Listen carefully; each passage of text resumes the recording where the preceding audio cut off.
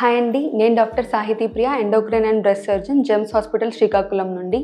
ఈ breast cancer screening ఎలా చేసుకోవాలి అంటే దీనికి 3 టైప్స్ ఆఫ్ టెస్ట్స్ ఉంటాయి. ఒకటి ఏంటంటే సెల్ఫ్ బ్రెస్ట్ ఎగ్జామినేషన్, అంటే మన బ్రెస్ట్ ని మనమే ఎగ్జామిన్ చేసుకుంటూ ఏమన్నా గడ్డలు ఉన్నాయా, ఏమన్నా అబ్నార్మాలిటీ ఉందా అని చూసుకోవడం. నెక్స్ట్ ఏంటంటే క్లినికల్ ఎగ్జామినేషన్, అంటే మనం బ్రెస్ట్ సర్జన్ దగ్గరికి వెళ్ళి మీ బ్రెస్ట్ ని రొటీన్ గా చెకప్ చేయించుకోవడం. నెక్స్ట్ ఏంటంటే స్క్రీనింగ్ మామోగ్రఫీ, ఇందులో ఏంటంటే బ్రెస్ట్ కి ఎక్స్రే తీసి ఏమన్నా గడ్డలు ఉన్నాయా, ఏమన్నా ప్రాబ్లం ఉందా అని చూస్తారు. సో ఇవి 3 టైప్స్ ఆఫ్ స్క్రీనింగ్ మోడాలిటీస్. ఈ స్క్రీనింగ్ మామోగ్రఫీ అనేది 40 సంవత్సరాలు దాటిన ప్రతి ఒక్క మహిళ 1 year కి ఒకసారి కంపల్సరీగా చేయించుకోవాలి. వాళ్ళకి సిమ్టమ్స్ ఉన్నా లేకపోయినా కంపల్సరీగా చేసుకోవాలి.